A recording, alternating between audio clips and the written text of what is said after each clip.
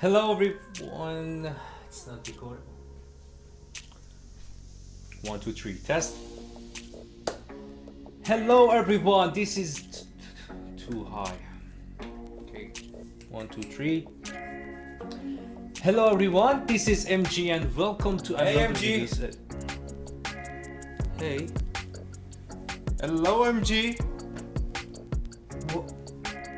Wait a second. I didn't clone you for this video, guys. What are you doing here? You cloned us?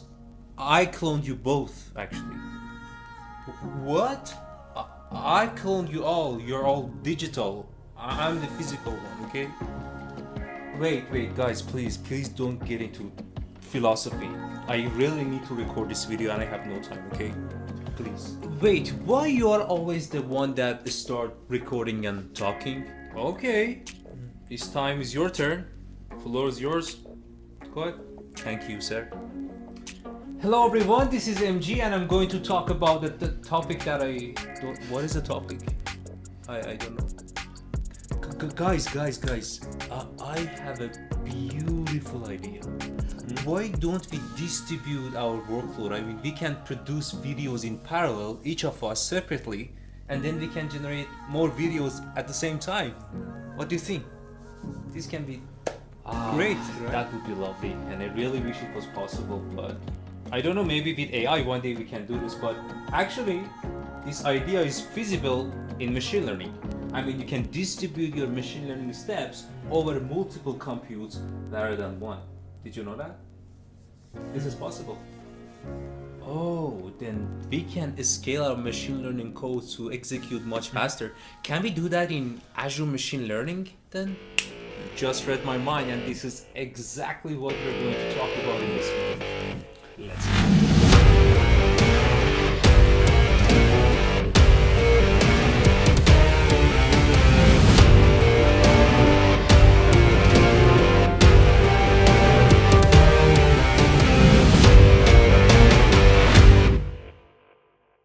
Hello everyone, this is MG and welcome to another video session which we are going to showcase you how you can leverage Ray and Dask with Azure Machine Learning, which you can have a distributed and parallel processing. Let's check it out. Alright, let's start with this article actually, which is guiding us towards how we can bring Ray and Dask cluster into Azure Machine Learning. First of all, before we start, let's see what is Ray and Dask and why it is important for us to bring them in Azure ML and what going to be the benefits. So basically, in high level, in a nutshell, Ray and Dask are two of the most popular frameworks that you can basically parallelize your Python code execution. Specifically Dask, which is a higher level abstraction that you can utilize for parallelizing your workload.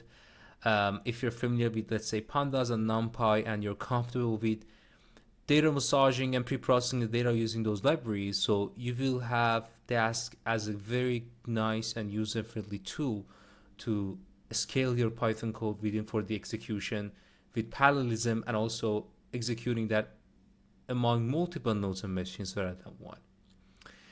Then there are some pros and cons and some specific detailed differences between Ray and Dask, which is out of the topic of the video, but in general, if we would like to have these two frameworks, first we might need to have separate ecosystems to enable them, which is not really efficient.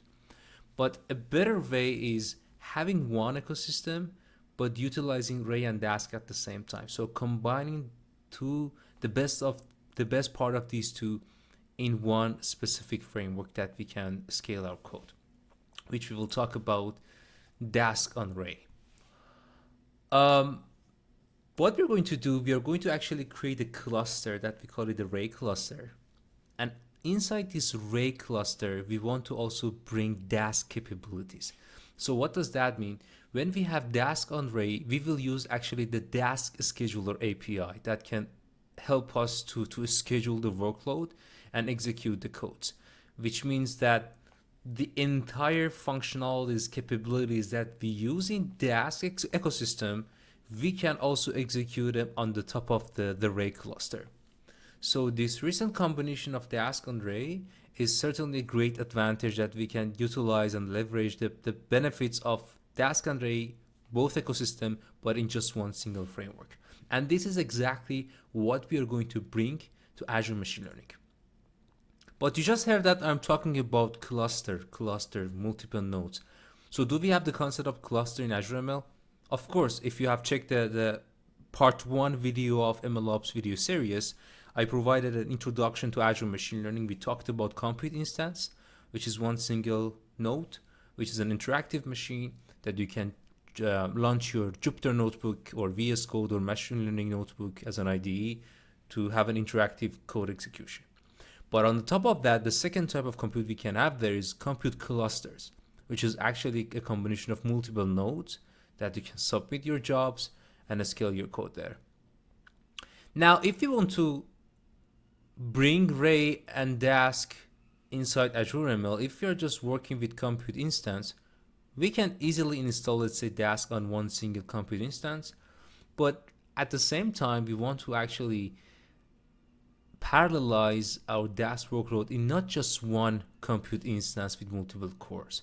We want to actually distribute that among multiple nodes of a cluster, so multiple machines, which means we need to use Ray and Dask over a compute cluster. Then how we can do it? Here's a very nice recent library that have been created here, and also I'm going to execute some of the examples provided by this library so we can see how we can do this. So the purpose here is we're going to launch a compute instance and also compute cluster in Azure ML. This compute instance will be the head node of my Ray cluster, and these cluster nodes will be my workers of Ray cluster. And then we can see how we can launch them all end to end through installing that Ray on Dask library. One thing which is very important to highlight before I move forward, if you want to try and you launch your Azure Machine Learning workspace, which we're going to do now, make sure you have a virtual network and both your compute instance and compute clusters are created inside that virtual network, which again I will quickly show you. So the rest of the article is some examples about how we can install the library. This is what I used as well, and then how we can launch it, get the Ray on ML object, and say that, hey, this is the cluster that I want to have it as a Ray cluster. These are some base dependencies that I can add there if you want to have some advanced configurations, but it is suggested to do not touch or change them because there might be some packages incompatibilities which are gonna fail. But one thing is important to highlight before we start being hands-on is when I install this Ray on AML library, on backend it will also install multiple libraries for me. PyArrow for dealing with the data and distributing those. It will install also Dask for me. ADLFS, which is basically a way that I can have an interactive workload with my file system in ADLS or Azure Data Lake, so on and so forth. So these with these specific versions will come by this library. And okay, so let's actually execute these examples to the Azure Machine Learning workspace, and there's also a GitHub link here. Okay, let me find that. Okay, that's here. You can see more examples. So I have actually opened that GitHub before. Here we go. So I just actually explained the concept there. I talked to you that, hey, we should install this, and these are the libraries comes with. So let's go to the examples and quick use cases. That would be nice. So these are basically the examples, but let me open my Azure Machine Learning. And this is a notebook that actually I've created, and I have executed those examples to save the time. I ran it before recording the video, so I will quickly go through them and explain what we need to do to enable this and what going to be some of the examples that we can use them. So before I go through this notebook, actually, let me show you how I created these computes. I talked about compute instance and clusters. If I go back to this link, so again, I'm going to talk about that virtual network, instance, and clusters here. So going back to my Azure ML, going to compute section, you can see that here in compute instances, I have already created one which is running. We can check this out. You can see the number of cores that I have, RAM, disk, and of course, that is certainly behind the virtual network. So if I show you how I did this, create a new Let's give it a test. 1, 2, 3 maybe. Location, CPU. Let's go with the default one. And if I click on advanced settings, here's the place that I can say I want to have this compute instance behind virtual network. And I have already created this virtual network inside this basically subscription. So, sorry, resource group. So basically, when I click on this drop down menu, I will see the list of virtual network available, which I chose mine. And of course, within each virtual network, we might have multiple subnets. So I'm choosing the default subnet. And that's it. I clicked on create and done. So I don't want to create another one because I already have it here. The same thing for compute clusters. If I click on it, you will see that I have already created one. I think the maximum nodes that I decided for this cluster is 3, but I can check. But basically how I created is again clicking on new, location, dedicated CPU, and the same type of compute, for example, clicking on next. Here I said that when the workload is heavy, I want this cluster to be scaled to 4 machines or 5 machines or 3 machines, for example. And in the advanced settings here, I can say that also I want to have this cluster on the same virtual network and the same subnet. That's it. I created a cluster and also it is ready. And you can see I have 3 nodes here. Now, getting back to my notebook. So the first thing that I did, make sure Python 3.8 Azure ML is selected here as our kernel. Then I opened the terminal out of this compute with clicking on terminal. It is already here. And then I installed upgrade Ray on AML, which is basically here, and I'm done. Afterwards, I imported these libraries from the example.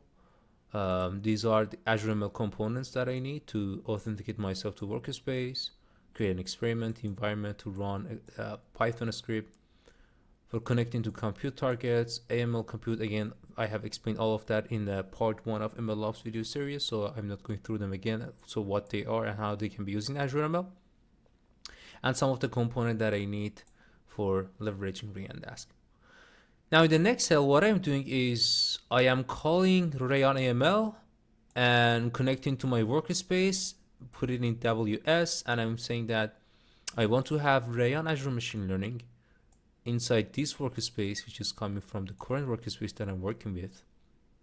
This is my compute cluster, and that's the name that I chose when I created the cluster. I just show you that I created a cluster with 3 nodes, and that's the name I'm putting here.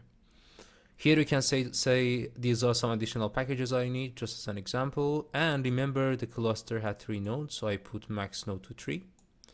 And I'm giving a name for this experiment, and that's a way we can isolate some of our experiment executions in Azure ML, so we give them a name to have a better traceability. That's the reason we have experiment name here. Then I have the Ray object, then I can start to create that cluster. One thing is important to highlight here is there's another parameter here which is called CI is head. What does that mean? It said compute instance is head equal to true. That's the default. That means by default, this compute instance MG5 we created will be the head of that Ray cluster. And the rest of this cluster with 3 nodes will be workers. But if you want to have the head node of your Ray cluster is still inside this cluster that we created in Azure ML, not this one, then you have to change this to false. But default is true, and this is what we want. That's why we didn't add or change it here. Done. And I executed that. It created a cluster for me, the Ray cluster, and it's good to go. Now Dask on Ray. I remember that with this package, we can have also Dask functionalities, Dask dataset. That's what it has been used here. I am importing an open dataset, an Azure open dataset, New York City taxi data, the green taxi for the year 2015 for all the months in Parquet format. Then I count them and just showcase you how the Dask dataset can be used and leveraged, and also do some coding execution. You can see it's almost 19 million rows of data. All right, the other one is, do I have to use Dask dataset? No, you can directly use Ray dataset. As it says, Ray also support Ray dataset as well. And you remember that this package is already installed by Ray on AML package. So just one shot, multiple packages got installed. And with using this ADLS file system package, I can just interact with my Azure Open Dataset storage, grab all the data and read them in Parquet, and I will have a Ray dataset, which I didn't actually execute it. Now, the interesting part is when we talk about distribution, can we use Ray to distribute ML hyperparameter tuning, which is a very well-known step of machine learning. If we have a machine learning model, and each algorithm of machine learning model has multiple hyperparameters that we have to select. It's a trial and test kind of process. We come up with some initial input. If we are happy with them, we move on. If you're not, we have to then tune and change the values of that parameters, which is time consuming. So if we can distribute those, that would be great. And this is an example for it. So what I'm trying to do here, I'm importing a sample data set, which is breast cancer from scikit-learn. And I want to train a machine learning model, which is basically a classifier using the input and output or training data, using the training data set, and then evaluating the outcome with the test data set. So just simply, I want to put all this process in a function. I will tell you why. I call it train breast cancer here, given some input configurations, which we will see what these will be. I'm loading the data from scikit-learn, and then I split the data to train and test. When I'm happy with that, that's the time I want to have XGBoost to train the model. And then when I'm done, what I would like to do, I want to return the accuracy of that trained model based on the evaluation or error. And that's it. This is what I'm gonna report. Now I want to distribute that process. And the reason is the hyperparameters that I want to try for each training would be different, and I want to tune those. So what's going to be the config input? The config would be those hyperparameters that I want to change within each machine learning training to see which model is the best. For example, first, the objective would be certainly a binary classification. This is a logistic regression. Then what I'm going to do, these are the evaluation metrics that I want to evaluate how the model is performing. Again, as an instance, what's going to be the maximum depth of that tree? This is a hyperparameter that we can utilize with XGBoost. And we are going to choose a random number between 1 to 9, for instance, again, right? So each time that I execute to train this model, this parameter's value would be different. So we have to try this multiple times to see which combination of these is going to be better. That's why I want to distribute that using Ray. And I call that tune parameter that I imported, and just give it there, put this number of samples, and call that configuration file. And that's all. I'm going to distribute this function, which is here. I execute that again to save the time, and the outcome is very interesting. Just in 27 seconds, see how many times I trained different models with different hyperparameters. For example, that's the first outcome within the date. It was all done, the experiment hostname, and you can see even the IP of that node that executed. And the interesting thing here is the accuracy of that specific hyperparameter chosen for this. If I scroll down a bit, you will see that the same outcome, but with the same process, but with different outcome. This time, the hyperparameter that was chosen based on given ranges was not as effective as the previous one, because the other one had a bit higher mean accuracy. So you can see how many times based on the given input samples that I got. You can see I have trained different models distributedly using Ray just in 25 seconds. And last but not least, here you can see the summary of all of those. What was the hyperparameters? How was the status? Pending, running, so on and so forth. And there you go. The total time and the accuracy of that. And you can see the first one was basically the first one based on the accuracy. So not only hyperparameter tuning, but also within the training, for example, there's a distributed XGBoost that comes from Ray or XGBoost Ray that you can import, and I can train this model over a Ray cluster. For example, I have imported that Ray XGB classifier or XGBoost classifier, and I have set, for example, the number of the jobs, and what is it? This is the number of the actors that my Ray cluster gonna execute. And the same thing, I'm training the model, doing some predictions, and you can see with just 50 seconds, I was able to actually execute this. This is an interactive examples that I just launched in the notebook, right? But also if you check out the initial article I showed you, you can see that you can leverage the same capability as a job and submit it as a job, not an interactive process. That can be a good thing in production scenario when you want to retrain, reprocess the data in an automated manner. So you can submit these capabilities as a job and still use Ray on Dask. And last but not least, there is also a Ray dashboard that can showcase you how each node of your Ray cluster is executing, what is the RAM percentage that is, or CPU percentage that is occupied within a specific worker. And what you need to do, you need to launch Virtual Studio in your PC that is actually connected to your compute instance and just input this localhost, which I did, and I'm going to show you how. So if I go back to Azure ML, if I want to launch the Visual Studio code that I have installed in my PC to use that IDE, but still execute the codes in Azure ML Compute, I just need to click on this edit in VS Code. And I did it, and this is what you will see. The Visual Studio code was launched, and I was able to see the same Python code or Python notebook that I showed you in Azure ML Notebook. But again, I'm connected to that MG5 compute instance, so nothing is running on my local machine. And I put it this local host, so I'm going to hold Control key and click, and you will see my Ray dashboard.